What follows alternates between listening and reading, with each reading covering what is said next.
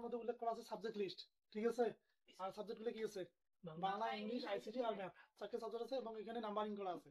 তো নাম্বার থাকলে কোন লিস্ট হয় এটা বোঝা লাগবে তোমাদের। এবং আনঅর্ডার এই দুটো জিনিস বেশি আসে। তাহলে যেগুলো নাম্বারিং করা থাকবে 1 2 3 অথবা এ বি সি, তাহলে বুঝবেন যেগুলো অর্ডার লিস্ট। আর সমান সংখ্যা থাকলেও অর্ডার লিস্ট, এবিসি থাকলে অর্ডার লিস্ট। তাছাড়া স্কয়ার, তারপরে ডিশ, তারপরে সার্কেল যদি থাকে তাহলে বুঝবেন কি এগুলো আনঅর্ডার লিস্ট। তাহলে অর্ডার লিস্ট থেকে এগুলো দেখে দিছে। টাইটেল কি দিবেন? টাইটেল হবে তোমার অর্ডার লিস্ট বা লিস্ট ট্যাগ।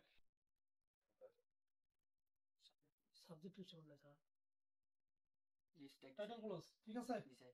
তারপর হেড ক্লোজ করে দিবে। অর্ডার লিস্টও লিখতে পারো তোমরা, ঠিক আছে। হেড ক্লোজ, তারপরে বডি অংশের কাজ শুরু। বডি এর পরে কি দেওয়া আছে পর্যন্ত হয়? 1 থেকে 6 পর্যন্ত হয়। যে কোনো একটা সাইজ এখানে দিবেন। তো আমরা ঠিক আছে, একটু ক্লোজ করে দিবেন। তারপরে কি দেওয়া আছে? এখানে এখন লিস্ট করা আছে, লিস্টিং এর কাজগুলো। তো লিস্টিং এর কাজ করে এটা কোন লিস্ট দিবেন? 1 কারণ এখানে 1 2 থেকে শুরু হয়েছে। তারপরে লিস্ট করবে। প্রথমে কি দেওয়া আছে? বাংলা লেখো,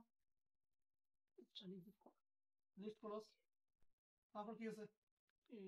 ইংলিশ, is 2 তারপর কি আছে? ম্যাথ আইসিটি লেখা শেষ না? লেখা যদি শেষ হয় তাহলে তোমার কাজ হচ্ছে যে ওয়েল ক্লোজ করা, বডি ক্লোজ, তারপর কি ক্লোজ আছে? তারপরে আছে তোমার কি body close, body close HTML.